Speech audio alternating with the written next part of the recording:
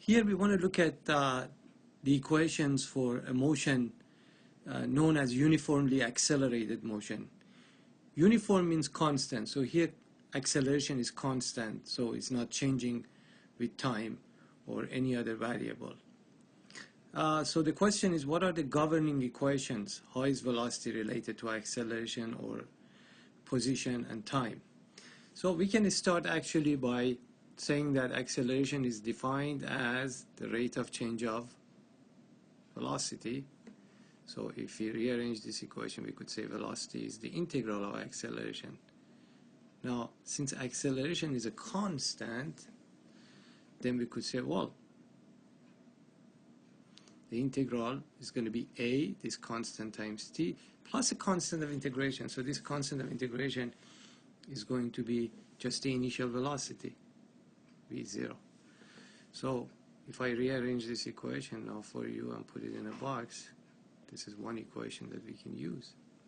We are all familiar with this equation from elementary physics.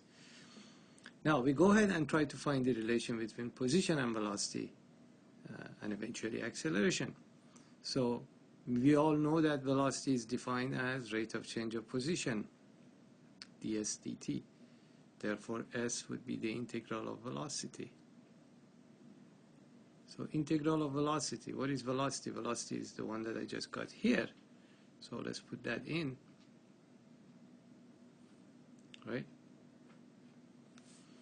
And then we go ahead and say, okay, what's the integral of v0? That's a constant. So the integral of v0 would be,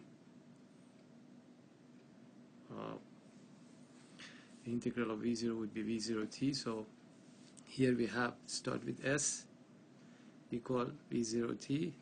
And then what is the integral of t? Remember, a is constant. So that simply becomes 1/2 t squared times a. So that becomes 1/2 at squared. And then a constant of integration, which in this case, that constant would be initial position. So again, if we put it in order of s0 plus v0t plus 1/2 at squared, again, this equation should be familiar. You've seen it before in physics. So position can be determined like that, s0 plus v0t plus 1/2 at squared. Now, between these two equations here, this equation and this equation, you could actually try to eliminate time and come up with a relation which is between just position, velocity, and acceleration, which is a very useful relation. So that's one way to do it. Let me show you another way that we can get the same equation. So let me go to the next page. So here, we also know that acceleration can be written in this form, v times dv ds. So in other words, you're trying to eliminate time. So, and I have shown this to you in another video, short video, that you've seen. So now we have v dv, if we cross multiply, equal to a ds. Then we can go ahead and integrate this. Of course, we can, instead of doing the constant of integration, we can put actually the limits and use the definite integral. So if we go from v0, where position is s0, and we get to any velocity v when position is s, let's go ahead and integrate. The integral of v dv becomes 1/2 v squared. Now it has to be evaluated between v0 and v. And keep in mind that acceleration here is a constant. Therefore, the integral a can be taken out. The integral of ds is just s.